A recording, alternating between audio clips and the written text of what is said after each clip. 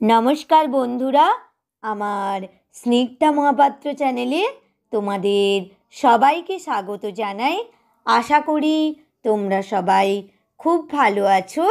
আজকে আমি তোমাদের কবিগুরু রবীন্দ্রনাথ ঠাকুরের লেখা পুতুল ভাঙা কবিতাটি আবৃত্তি করে শোনাচ্ছি।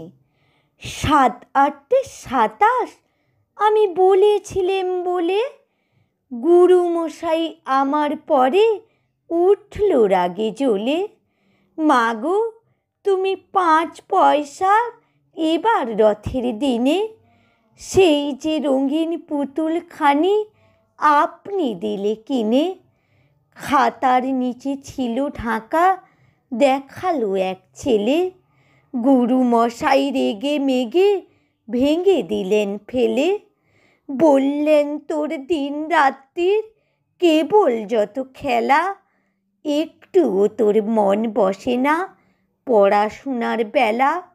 মাগো আমি জানাই কাকে, ওর কি গুরু আছে?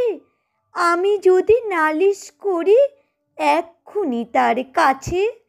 কোনো রকম খেলার পুতুল নেই কি মা ওর ঘরে? সত্যি কি ওর একটুও মন নেই পুতুলের পরে?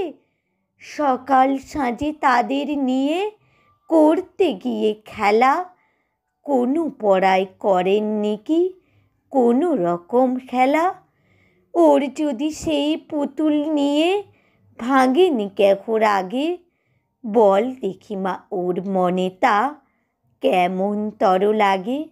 নমস্কার বন্ধুরা, কবিতাটি এখানেই শেষ করলাম। কবিতাটি যদি ভালো লেগে থাকে প্লিজ আমার চ্যানেলটি লাইক, কমেন্ট ও সাবস্ক্রাইব করে আমার পাশে থেকো।